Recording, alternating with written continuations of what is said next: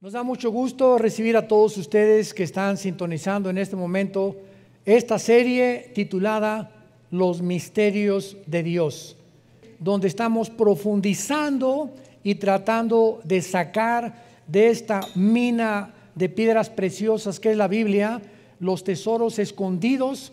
Como dice el rey Salomón, gloria de Dios es esconder un asunto y es nuestra responsabilidad sacarlo a la luz. Así que Dios encripta, esconde tesoros, revelaciones en lenguaje metafórico, simbólico, para que nosotros tengamos la diligencia, la perseverancia de estar escudriñando, profundizando y no leyendo ya superficialmente las Escrituras. Y cuando de veras nos abocamos a una investigación profunda de la palabra de Dios, no, como dicen los jóvenes, no nos las vamos a acabar, nos vamos a sorprender, vamos a darle gracias a Dios, porque cada día un cristiano siempre tiene que decir: Dios mío, hoy me sorprendiste con esta cosa que ahora entiendo en la Biblia. Y si ya pasó una semana, 2 semanas que no te ha sorprendido con alguna iluminación que Dios te haya dado en tus devocionales de la Biblia, pues la sigues leyendo superficialmente. Vamos a ver ahora el misterio de la serpiente y de Jerusalén. Tal vez no terminemos y la próxima continuaremos, pero es importantísimo lo que vamos nosotros a descubrir. Abran sus Biblias en el capítulo 3 del libro del Génesis. Y antes de entrar en materia, recordemos que otra vez enfatizo, Dios ha encriptado. Dios ha escondido a través de símbolos, de metáforas y de números. Porque hay un lenguaje de Dios en la numerología de la Biblia que se llama gematría, con G de gárgara. Gematría es la rama de la teología que estudia la numerología bíblica. Y como de las 22 consonantes, porque el alfabeto hebreo tiene puras consonantes, no tiene vocales.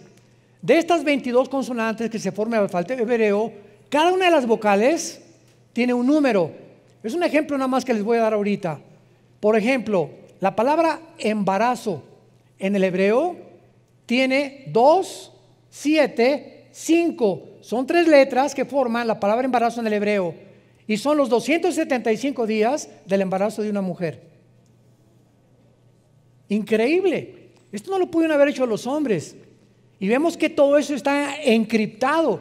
¿Cómo es posible que exactamente estas palabras estén relacionadas con los 9 meses que tiene una mujer de embarazo? Entonces, esto es solamente un botón de muestra, como decimos. Génesis capítulo 1. En el principio Dios creó los cielos y la tierra. Bereshit ha Elohim asamayin aeretz. Son 7 en el hebreo, son 7 palabras, y la del medio es un menorá. 3 a la izquierda y 3 a la izquierda, y en medio el 7, que es Jesús. Porque 3 a la derecha y 3 a la izquierda del menorá es el número del hombre. Fuimos creados en el sexto día. Y cuando Jesús entra en nuestra vida, pasamos de la mundanalidad a la espiritualidad con Jesús. ¿Qué es lo que significa el menorá? Y es el símbolo de vida nueva para el mundo. Es un menorá, vida nueva para el mundo. Ustedes entienden por qué lo tenemos como símbolo también. Muy bien, estos solamente son botoncitos de muestra. para que de veras se agarren y digan: ah, caray, este está sabroso, ¿verdad? Qué rico está el postre. Muy bien, de la misma manera que esto es claro en el Antiguo y el Nuevo Testamento, en el Nuevo Testamento llega Jesucristo y comienza a hablar en parábolas. ¿Qué son las parábolas? Son comparaciones de cosas terrenales con espirituales o viceversa. Entonces Jesús comienza su ministerio. El sembrador, Mateo 13, salió a sembrar y una semilla cayó junto al camino, otra en espinas, otra en rocas y la cuarta dio fruto. Y la gente que lo escuchaba, ¿qué fue lo que escuchó?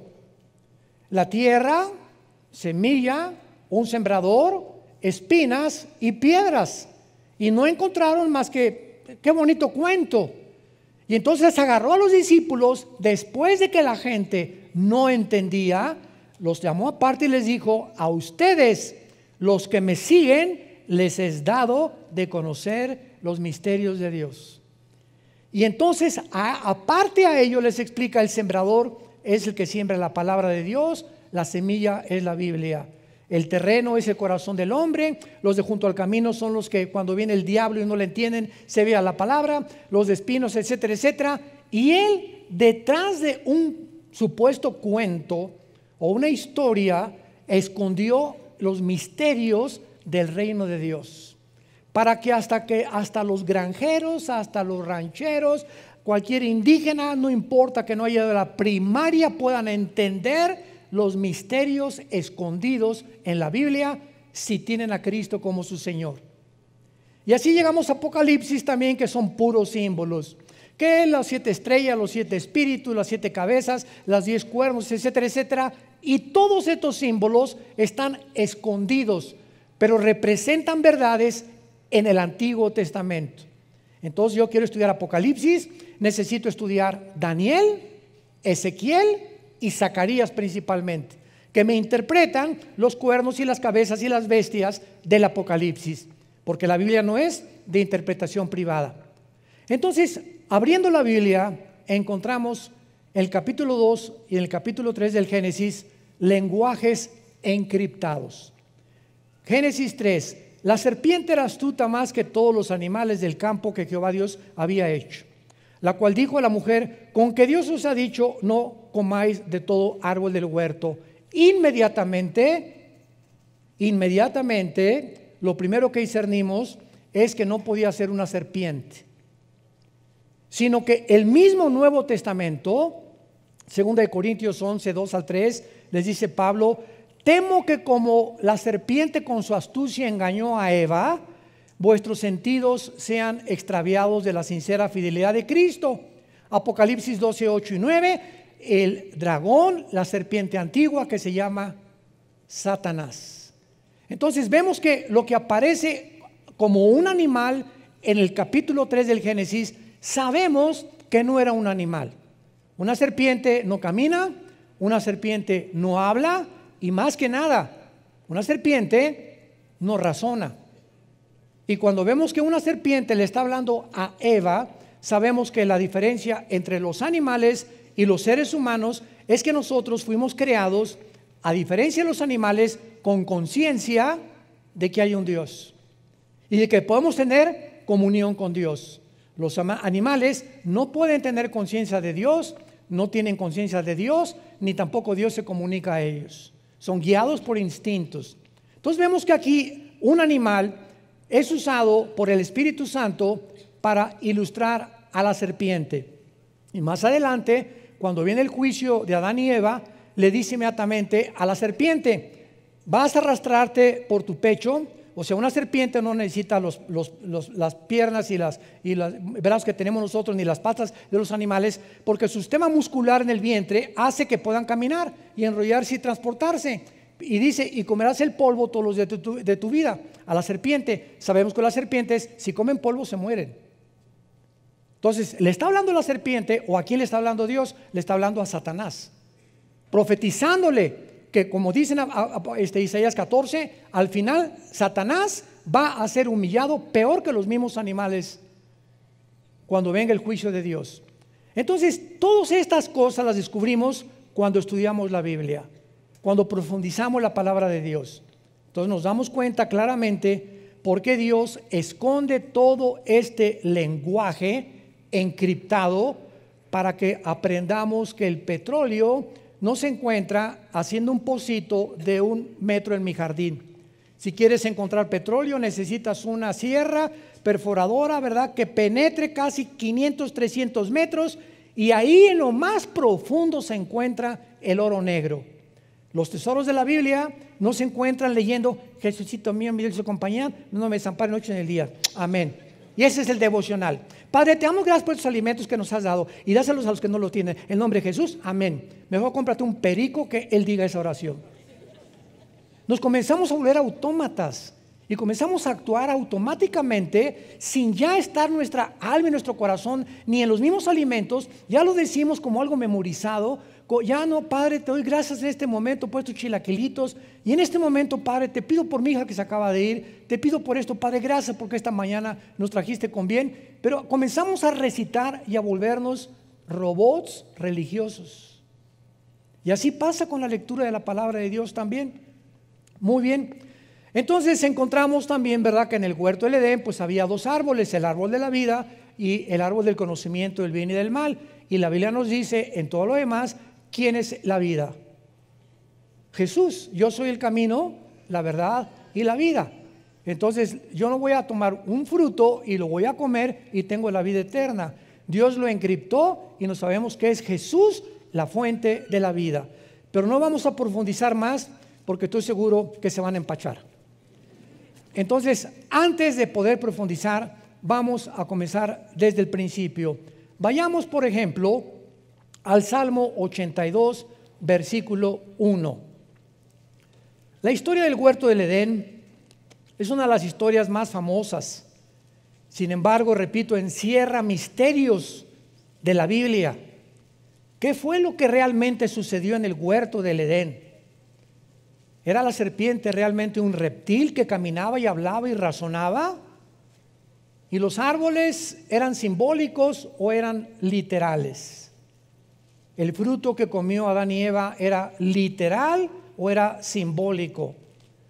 Y además nos revela la Biblia dónde se encontraba geográficamente el huerto del Edén, porque lo único que sabemos es que salía del Edén 4 ríos, de los cuales uno es desconocido, que tal vez fue erosionado o borrado después del diluvio, que posiblemente haya sido el río Nilo, que es posible.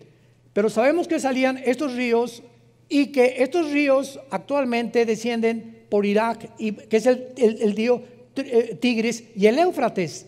El Tigris nace en Turquía y recorre casi todo el Medio Oriente y desemboca en el Golfo Pérsico. Entonces nos damos cuenta que como se encuentra ahorita, si agarro un mapa ahorita y pongo a Israel, y pongo a Jordania, y pongo a Irak, y pongo a Irán, y pongo a Líbano, estas naciones que nosotros vemos geográficamente divididas por fronteras, fueron divididas después de 1920. Antes de 1920, la división geográfica que tiene el Medio Oriente ahorita no existía. Y antiguamente Irak y Siria eran la misma nación. Se le llamaba la nación Asiria y por eso se llama la Mesopotamia. Esto es muy importante. Llega 1922, los ingleses derrocan al imperio turco, al imperio otomano, que tenían el control del Medio Oriente. Los ingleses toman el control del Medio Oriente. Viene la declaración Balfour de los ingleses, proporcionándoles a los judíos el derecho de regresar a la tierra, pero pasaron cientos de cosas que impidieron que regresaran. Y entonces viene la Segunda Guerra Mundial. Hitler mata a 6 millones y ante este espectáculo, ¿verdad?, nos damos cuenta que comienza el Medio Oriente a ser dividido y todas las naciones que forman ahorita el Medio Oriente, de 1925 a 1950, 48, 50, fueron divididas por las Naciones Unidas. Entonces, cuando hablamos nosotros del jardín del Edén, que se encuentra cerca del Tigris y el Éufrates, se encontrará en Irak, pegadito con la frontera con Israel, o se encontrará en la ciudad de Jerusalén. ¿Qué nos dice la Biblia? ¿Dónde se encontraba el jardín del Edén? Porque en el jardín del Edén, escúchenme, fue el primer lugar donde Dios se comunica con el ser humano. El primer lugar geográfico donde Dios se comunica con el ser humano. Después se rompe la comunión del ser humano con Dios. ¿Y qué hace Dios? Dice en Éxodo 25, versículo 8, que Dios les ordena construir el tabernáculo. ¿Para qué?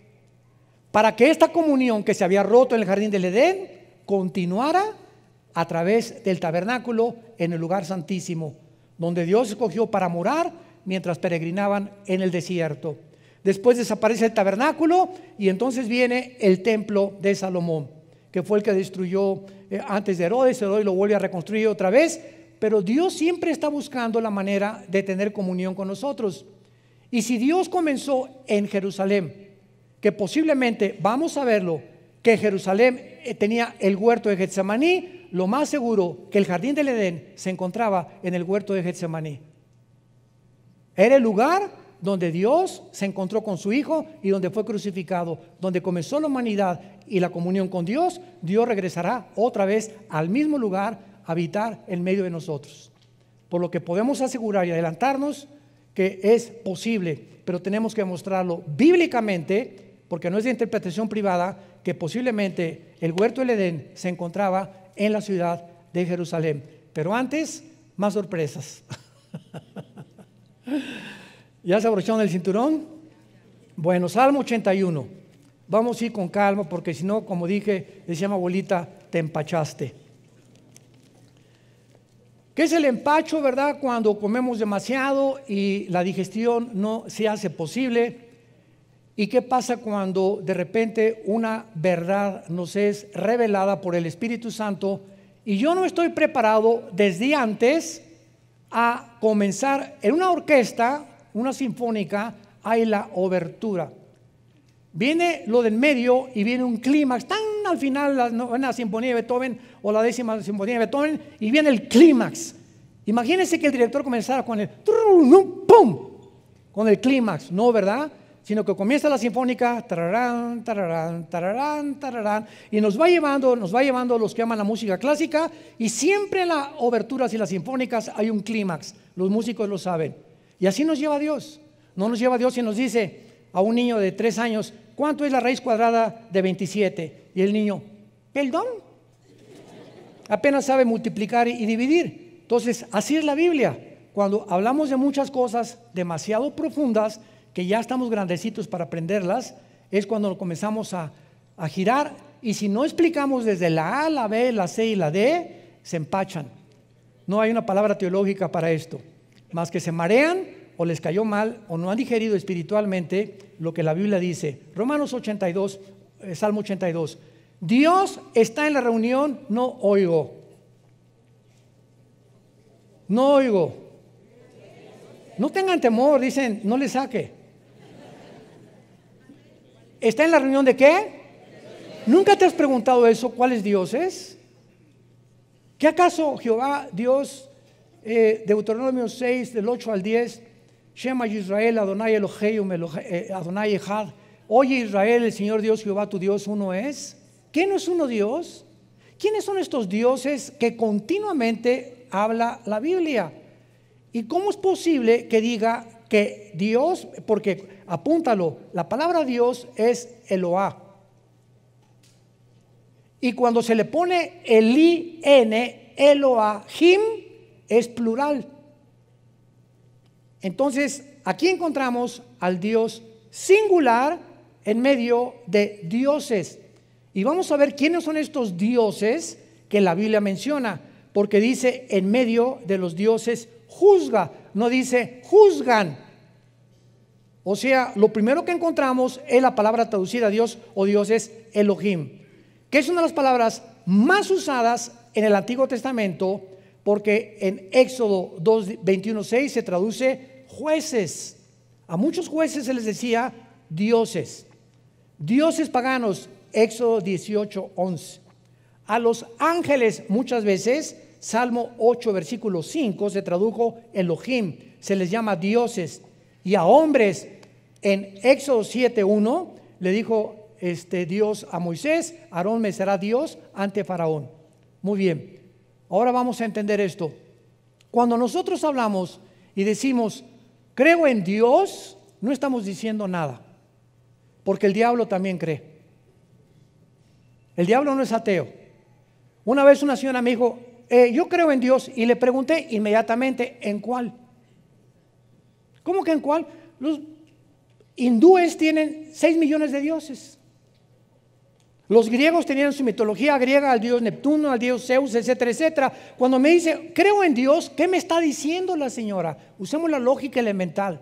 Estoy creyendo, yo creo que hay algo superior. Nada, es lo único que me está diciendo. Algo superior. Ok, hay muchas cosas superiores que se les llaman dioses en la Biblia. A los ángeles, a muchos demonios se les llaman dioses. A todas las criaturas divinas Debajo de Dios se les llama dioses. Y hay personas que se les llamaron Elohim también en el Antiguo Testamento. Ahora bien, este término Elohim se aplica también a los ángeles caídos, como a los ángeles obedientes. Y cuando Satanás tienta a Eva, ¿se acuerdan qué le dijo? Serán, pero está en plural, no dice serán como Dios, ahí apúntalo, es Elohim, serán como los dioses. O sea, Satanás dice, hay un mundo, una dimensión invisible en el universo de criaturas que Dios ha creado debajo de él, pero que están bajo el gobierno de Dios, y todas esas criaturas se llaman dioses porque gobiernan o tienen autoridad espiritual. Entonces, lo que le estaba diciendo la serpiente o Satanás a Eva es: tú puedes tener un conocimiento de el que tenemos nosotros allá arriba en el cielo. Y cuando Adán y Eva supuestamente se comen el fruto prohibido, más adelante dice Dios en el capítulo 3, tratemos de impedir que regresen al huerto del Edén, porque si comen del huerto del Edén en estado caído, van a vivir eternamente.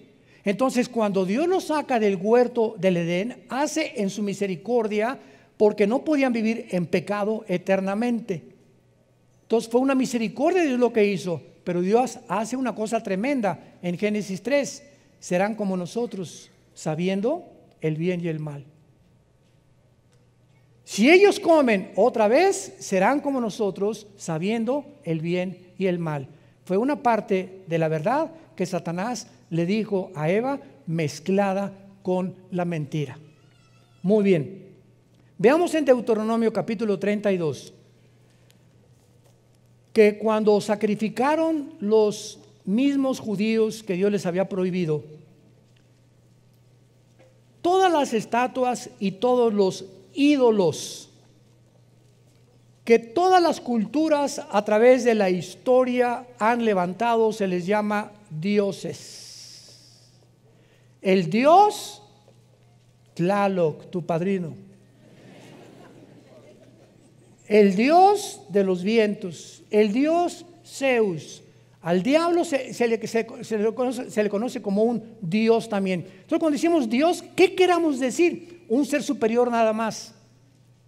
Entonces, cuando yo digo creo en Dios, no digo nada. Creo en Dios, el Padre de Jesucristo, mi Señor y Salvador. Ah, ya estamos aterrizando. Es el único Dios vivo y verdadero. Los demás no tienen el poder que tiene el único Dios. Y su nombre no es Dios, es Yahweh, que es yo soy el que soy. Ese es el nombre de Dios. No es Pancho, no es Miguel, no es Dios. Él es el Dios y Padre de Jesucristo, o el Padre de Abraham, de Isaac y de Jacob. Así aterrizamos y nos ponemos exactamente en la atmósfera adecuada para poder realmente entender la Biblia y a quién le estamos orando. Porque hay mucha gente que ora, dice a Dios, y le están orando al mismo diablo y a los mismos demonios. Lo vamos a comprobar. Deuteronomio 32, versículo 17. Dice Moisés: sacrificaron a los demonios y no a Dios. A dioses, o sea, a los demonios, se le está llamando dioses. A dioses que no habían conocido, a nuevos dioses, otra vez ponle ahí, es Elohim, venidos de cerca, que no habían temido nuestros padres. ¿Ya van avanzando? Ya van descubriendo que esa palabra Elohim no habla más que en plural de dioses, y Dios singular Eloa. Cuando es el in aumenta el plural en el hebreo. Entonces nos damos cuenta que cuando muchas personas se hincan delante de una estatua, de una virgen o de un santo, o si, esta, nuestra hija Natalia, que acaba de casarse, se fueron a Bali en luna de miel.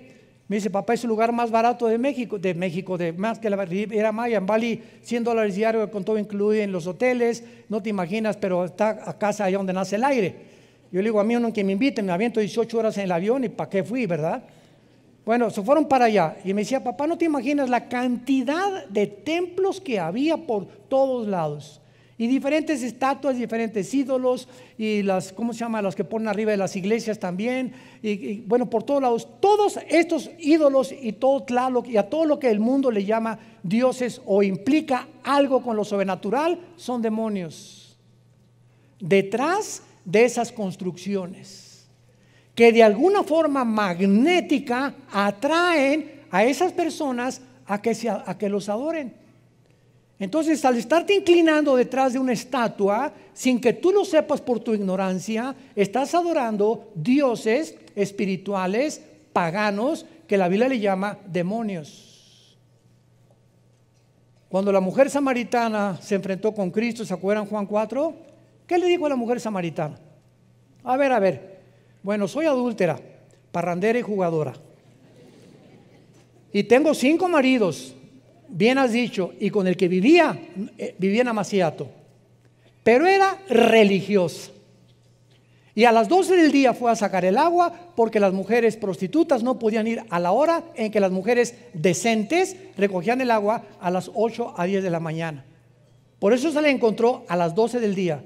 Y Cristo sabía y tenía una cita, Cristo, para encontrarse con esta mujer exactamente en esa hora, donde las peores mujeres iban a recoger el agua, porque Él venía por las pecadoras, no venía por las que se creían sanas.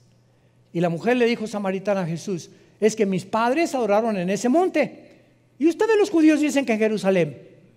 Era samaritana ella, peleados con los judíos. Y Cristo, ¿qué le contesta? Mujer, la hora viene cuando ni acá, ni allá, ni allá, ni en ese templo, ni en esa iglesia, ni acá, ni musulmanes, ni hindúes, en ningún lado se encuentra la adoración, porque mi Padre es espíritu, y los que le adoran en espíritu y en verdad es necesario que le adoren. Pero Jesús, antes de esta explicación, le dice, créeme a mí. ¿Cómo podemos encontrar cuál es la verdadera religión?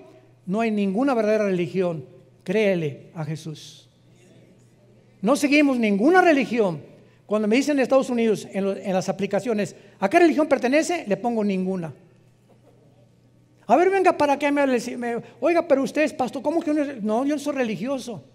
El cristianismo no es una religión, Señor. Discúlpeme, pero lamento su ignorancia. El cristianismo es una relación personal. Usted puede ser católico, remojado, bautizado, con viernes primero, hindú, etcétera, etcétera, e irse al infierno. La religión no salva a nadie.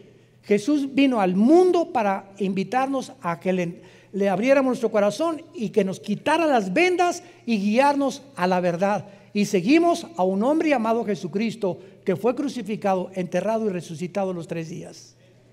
Él es nuestro Dios. Todos los demás son dioses falsos.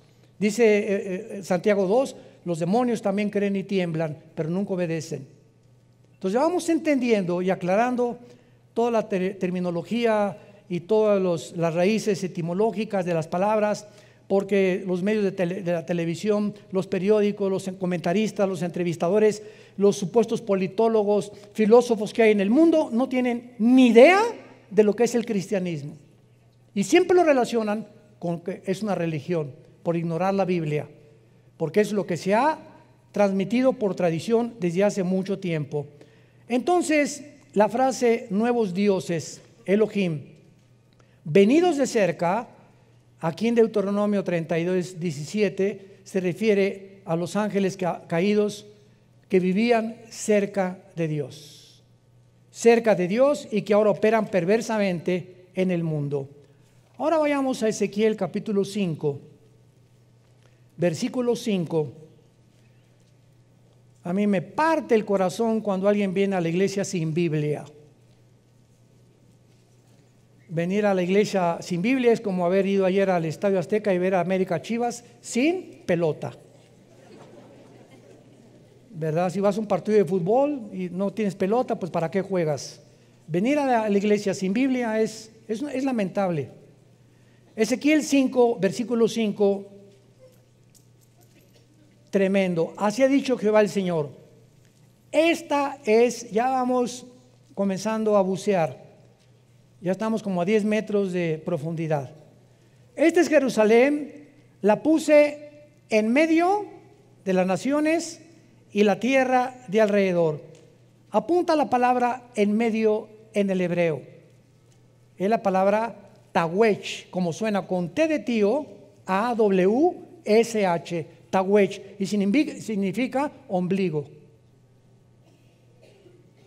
Significa ombligo. La puse como el ombligo de las naciones. Es el centro de donde nosotros nacimos. ¿Qué es el ombligo? La parte física de mi anatomía que tenemos aquí, el agujerito que tenemos aquí, y con el cual estábamos conectados en la antigua vida, cuando estábamos en el líquido simniótico, ¿verdad?, de mamá. Ahí era lo único que nos conectaba. Y cuando nacemos a esta dimensión y salimos de la dimensión de la matriz de la mamá al mundo, lo primero que hacen es que cortar el cordón umbilical, que ya nos separa de la antigua vida a la nueva vida.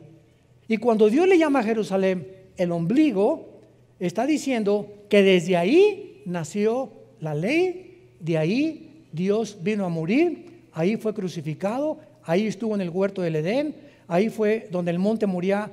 Abraham iba a sacrificar a Isaac. Ahí estuvo el templo de Jerusalén, el templo que está ahorita debajo de la cúpula de la mezquita de Omar. Es el centro de todo, y ahí en Jerusalén comienza la tercera guerra mundial, y en Jerusalén Dios bajará de su tercer cielo a poner su trono en la tierra en Jerusalén. Es el lugar más santo que existe en toda la historia del ser humano. La ciudad más perseguida, más odiada, la más controvertida de todas las cosas,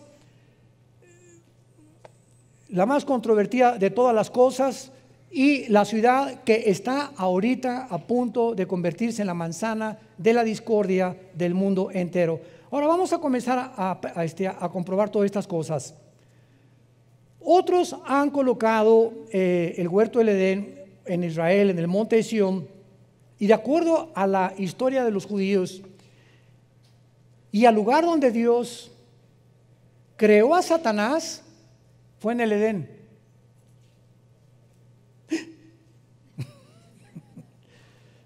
Ezequiel 28, denles una vuelta ahí nada más a las páginas, vayamos al capítulo 28 de Ezequiel. Y antes de que nosotros fuéramos creados, o nuestros primeros padres Adán y Eva, en el huerto del Edén, ese lugar geográfico fue el lugar de la creación de la criatura espiritual más sabia, poderosa, magnífica, bella, inteligente, que se llamaba Lucifer. Ahí en el huerto del Edén, donde ya lo estaba esperando Lucifer, Adán y Eva, ese lugar se puso celosísimo. Lo vamos a ir entendiendo por qué el ataque, por qué no atacó a Adán antes de que fuera creada la mujer, cuando estaba solito Adán. ¿Por qué cuando ya Dios saca a la mujer del hombre, es cuando Satanás se pone celoso y ataca a la mujer? Lo vamos a ver después.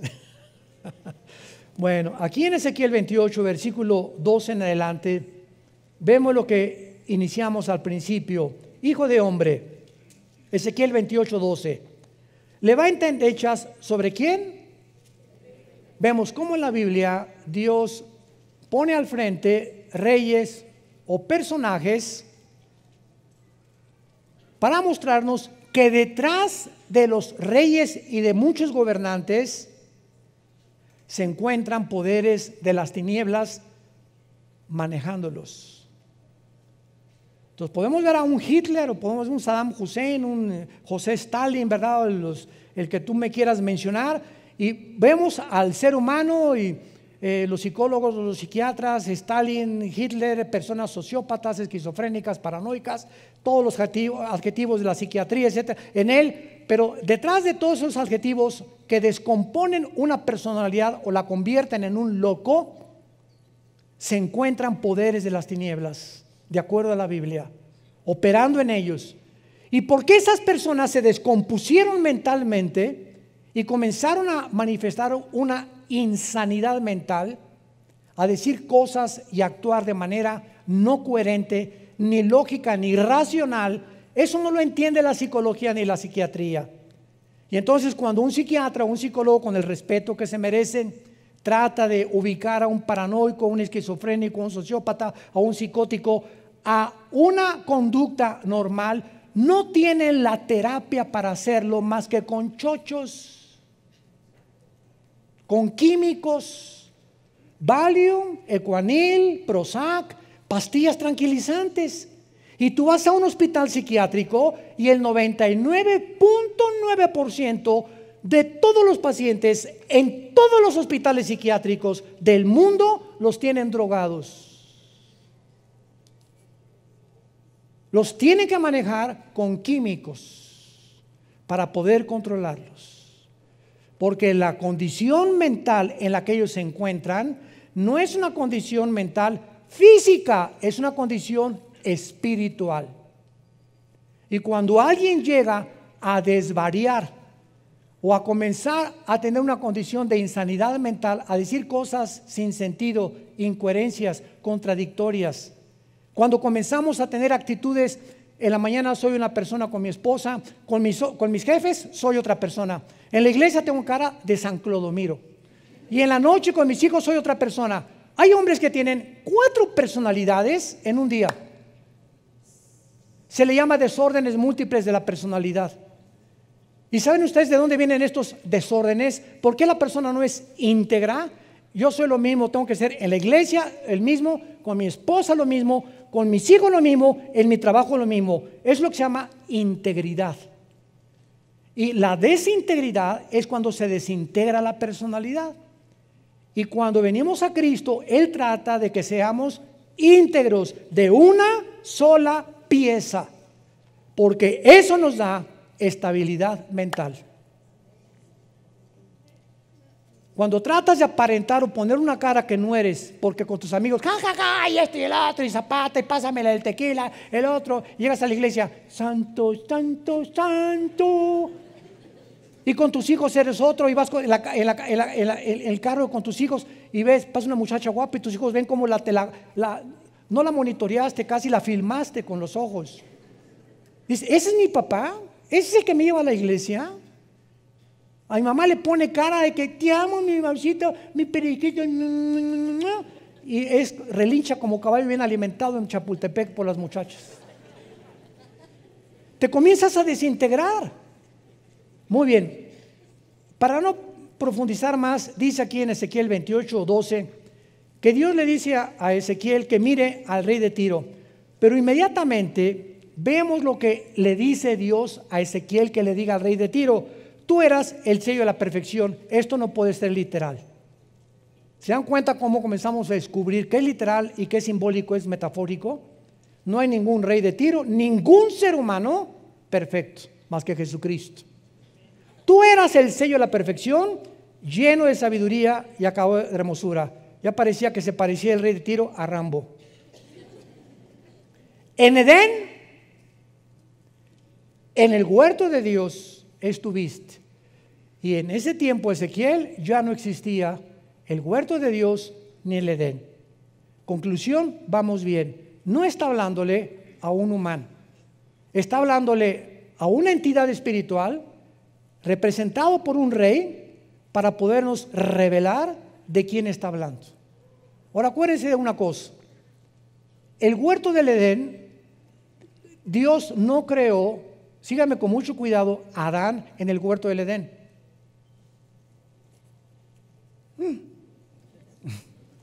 Si leen ustedes capítulo 2 del Génesis, van a ver ustedes que Adán fue creado en el Edén.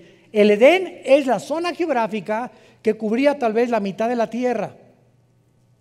Y el huerto del Edén fue puesto dentro del Edén. El huerto, un jardín en medio de la zona geográfica que se llamaba Edén. Entonces, el huerto era un jardín especial donde el ser humano iban a ser probados. Y Dios crea en el Edén Adán, y ahí lo dicen en Génesis capítulo 2, y lo coloca en el huerto. La única que fue formada en el huerto fueron ustedes, las mujeres, en el paraíso de Dios.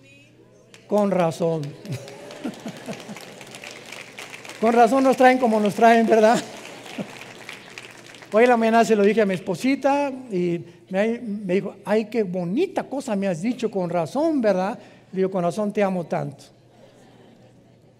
Las mujeres fueron creadas en un paraíso, nosotros en el barro y en la tierra y en el lodo. Y ya que estábamos en Edén, de ahí fueron ustedes sacadas dentro de nosotros con otro cromosoma que nosotros no tenemos, que son los dos cromosomas X, y a Dios nos dejó el cromosoma Y genéticamente para hacernos completamente distintos. Pero esto es muy interesante, porque cuando venimos a la Biblia y encontramos en Edén, pero no solamente dice, sino que dice en el huerto de Dios, significa que no solamente estaba Lucifer en el Edén, sino que ahí estaba corroborando lo que Génesis 3 dice, en el huerto de Dios. La palabra huerto también se puede traducir como es la palabra Gan, G-A-N en el hebreo, Gan, y es jardín, también se puede traducir el jardín o el huerto de Dios. Pero vayamos más adelante. En Edén, en el huerto de Dios estuviste, está hablando de Lucifer. Ha sido la criatura, el querubín más perfecto, más sabio, más inteligente que Dios creó en el universo. Y vean lo que dice Dios, que Lucifer estaba vestido con piedras preciosas, cornerina, topacio, jaspe, crisólito, berilo, ónice, zafiro, carbunclo, esmeralda y oro. Cuando vemos las vestiduras del sumo sacerdote en el Antiguo Testamento, y cuando él entraba al lugar santísimo en el mes de septiembre, ahorita nos encontramos en el mes de septiembre, octubre, en Tishri, ahorita es Rosh Hashanah, para los judíos, que es la fiesta de las trompetas. Muchos creen que en esta época es cuando Cristo viene del arrebatamiento. Muchos creen, no estoy seguro, puede ser o no puede ser, pero no sabemos eso, no podemos ser dogmáticos. Pero cuando el sacerdote entraba al lugar santísimo en este mes de Tishri, entraba con una fila de piedras preciosas, y son las piedras preciosas que usaba Satanás. Son exactamente las piedras que encontramos aquí también. ¿Qué nos habla esto? Que Satanás, antes de caer, no era su nombre. Satanás significa adversario, si lo quieres apuntar, en el hebreo Satán.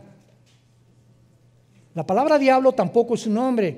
La palabra diabolos en el griego significa el que acusa o el que calumnia, pero su nombre es Lucifer. Ese es el nombre de Satanás y del diablo, Lucifer. Los demás son títulos. Entonces, Lucifer, de acuerdo a la Biblia, era o ejercía una especie de sacerdocio en el cielo. Vamos a seguir leyendo.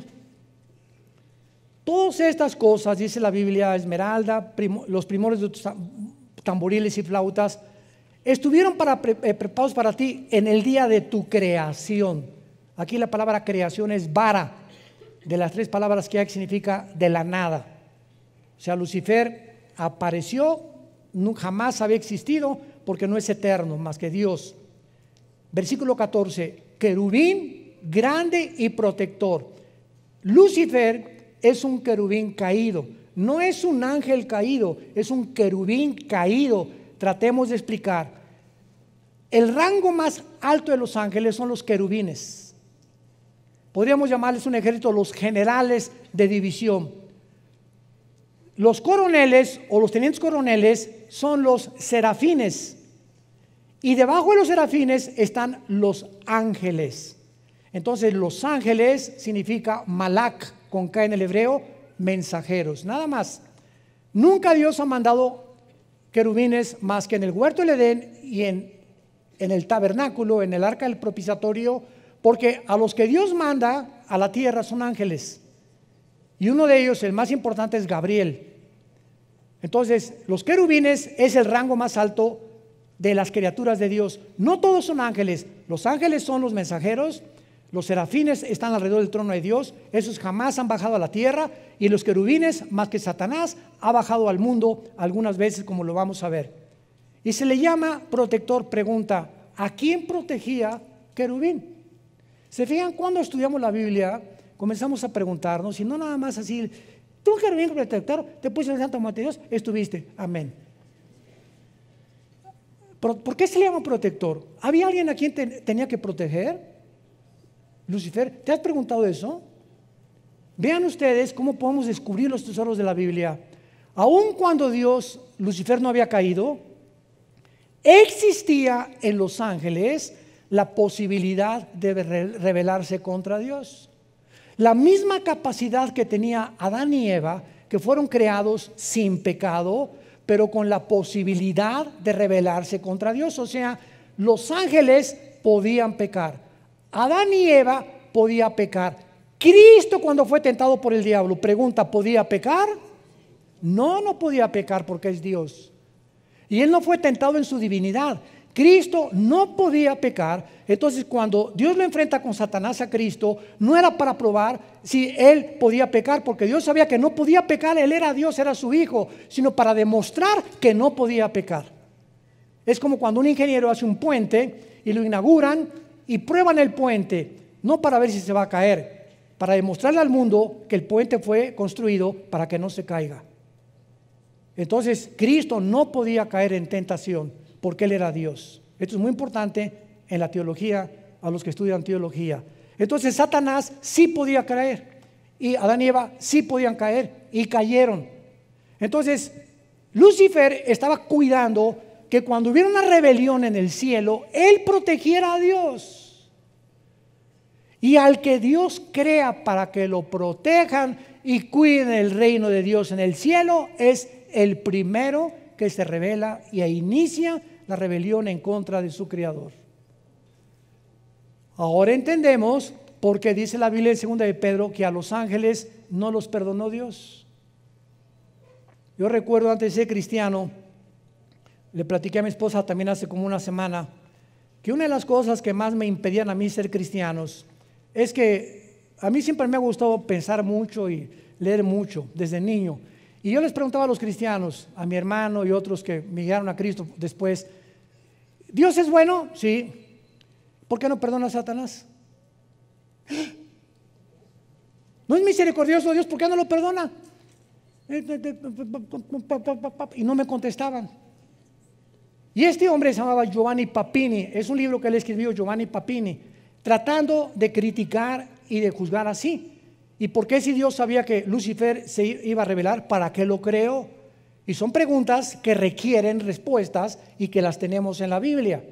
Entonces, cuando Dios crea a los ángeles, no crea a una entidad espiritual o entidades robots. Tenían que tener la capacidad de elegir libremente. Y como ellos fueron creados cerca de Dios y vieron a Dios, a los que mucho se les da, mucho se les pide. Por haber vivido tan cerca de Dios, no los perdonó Dios. Los seres humanos, los cristianos, nunca, dice 1 de Pedro, hemos visto a Dios. Confiamos y creemos en aquel a quien hemos visto. Vivimos por fe. ¿Qué es la fe? La certeza de lo que se espera, la convicción de lo que no se ve. Si lo veo, ya no es fe. Si yo veo un paciente que se levanta en la silla de ruedas, voy a creer. No es cierto, porque la fe no es por la vista, la fe es por el oído. Romanos 10:17. Y entendemos por qué no perdonó Dios a los ángeles. Y cuando venga el infierno y el lago de fuego, ya no va a haber tampoco misericordia en el juicio final para los seres humanos, que Dios les brindó la oportunidad, como te la brinda en esta tarde, de venir a una cruz y que escojas la vida en lugar de la maldición, simplemente porque te encarcelaste en tu orgullo, en tus pecados, en tu dureza de tu corazón, y por ello serás responsable de las consecuencias de tus acciones y tus palabras en el día del juicio. Tú, querubín grande y protector, te puse en el santo monte de Dios. El santo monte de Dios es Jerusalén. Los rabinos judíos le llaman el monte del templo, porque Jerusalén está construida en una montaña. Cuando vayamos a Jerusalén el año que entra, vamos a ver todo eso geográficamente, con PowerPoint y todo. Va a ser un viaje maravilloso en junio del año pasado. Inscríbanse los que puedan ya desde ahorita. Va a ser un viaje, a lo mejor será el último que hagamos, no lo sabemos, ¿verdad? Pero es increíble cuando llegas a Jerusalén y aterrizas ahí en Tel Aviv, te bajas del avión, inmediatamente hay una atmósfera que no está ni en la Riviera Maya, ni en Acapulco, ni en Puerto Vallarta, ni en Bali, ni en Hawái, ni en ningún lado. Es una atmósfera que comienzas a sentir que estás en un lugar verdaderamente santo. Y aunque hay una religiosidad impresionante en Jerusalén, nos damos cuenta ahí cuando caminamos por la vía dolorosa, donde Cristo cargó la cruz, cuando llegamos al monte, donde fue enterrado Jesús, y al huerto de Getsemaní y todas esas cosas, sientes inmediatamente, de veras lloras. Hay una sensación en el aire que te hace llorar porque estamos conectados con Dios. Y toda la demás gente que llega y todas las demás religiones como si nada, como fueran a Cancún, a Acapulco, o a Tasco, o a San Miguel Allende. Pero cuando eres hijo de Dios y estamos conectados con la dimensión espiritual de Dios, todo nos afecta porque sentimos inmediatamente que Dios nos está hablando en cada lugar donde vayamos a ir. Lo más importante de esto, para terminar, dice aquí en Ezequiel 28, y lo vamos a dejar de tarea para la próxima clase.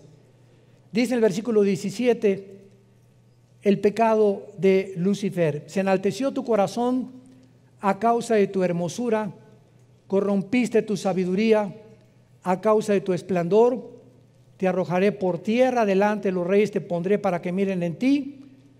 Por favor, pongan atención, versículo 18, con la multitud de tus maldades y con la iniquidad de tus contrataciones. La palabra reculá en el hebreo, que se tradujo contrataciones, es comercio o tráfico.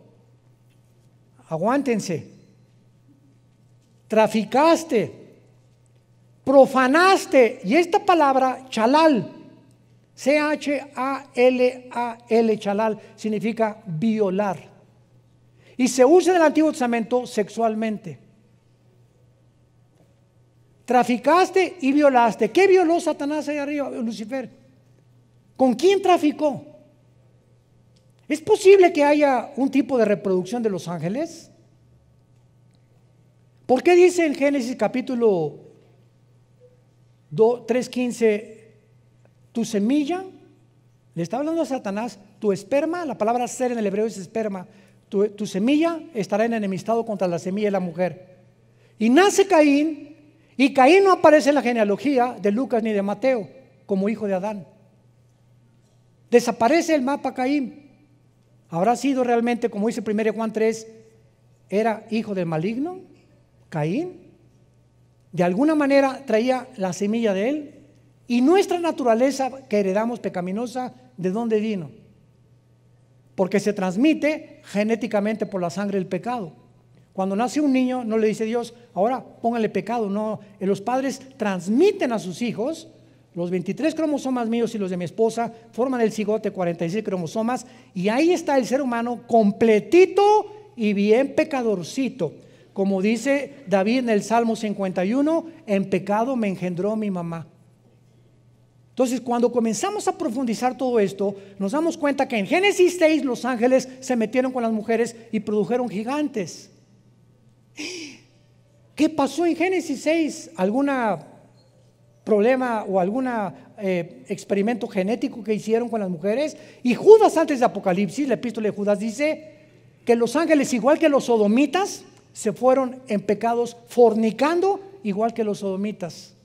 Fornicando los ángeles. Oiga, hermano, pero acuérdense de Mateo 22. ¿Qué dice Mateo 22? Cuando se casen, cuando resuciten, no se casarán ni serán en casamiento, serán como los ángeles están en el cielo. Los ángeles en el cielo no tienen acceso, cuando bajan a la tierra, tienen forma de mezclarse con los seres humanos y producir engendros y producir fenómenos o mutaciones genéticas. Niños que nacen con 2 cabezas, niños que nacen descerebrados. La mayor parte de las veces es un problema de drogas durante el embarazo o de que algún antepasado estuvo en la brujería, pero encontramos que se transmite todo genéticamente, todo tiene un origen. El origen de los árboles, ¿qué es? Una semilla. Ese árbol inmenso estaba concentrado, el volumen de eso en una semilla. Nosotros, ¿cuál fue nuestro origen? Un esperma de mi papá. En un esperma de mi papá, el óvulo de mi mamá, ahí se juntaron, ahí estabas tú y ahí estaba yo. Y míranos ahora. Cerebro, orejas, oídos, páncreas, hígado, sistema cardiovascular, gastrointestinal, piel, millones de células, de cromosomas, etcétera, etcétera. Todo en una semilla. Seguiremos estudiando. Te damos gracias, Señor, por tu palabra. Vida Nueva para el Mundo se sostiene y propaga el mensaje de salvación de Jesucristo gracias a Dios y a tus donativos. Llevemos juntos el Evangelio de Jesucristo al mundo entero. Realizamos eventos, seminarios, congresos y diferentes programas para dar a conocer el mensaje de salvación y el poder de nuestro Señor, transformando y edificando vidas de mujeres, hombres, niños alrededor del mundo. ¿Qué pasa cuando decides hacer tu donativo? Aunque no puedas llevar la palabra personalmente a todo el mundo, de esta forma lo estás haciendo. Con tus donativos o aportaciones, estás sembrando y formando parte de lo que Dios está haciendo en su obra. Estás ayudando a traer luz a la oscuridad, paz al conflicto y esperanza a los que no tienen ninguna. Dona desde México.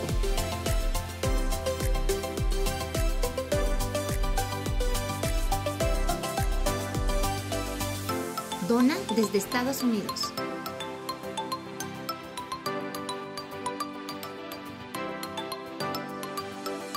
Para el resto de donaciones de otras partes del mundo, www.vidanuevaparelmundo.org.mx/dona. Estamos cumpliendo la gran comisión.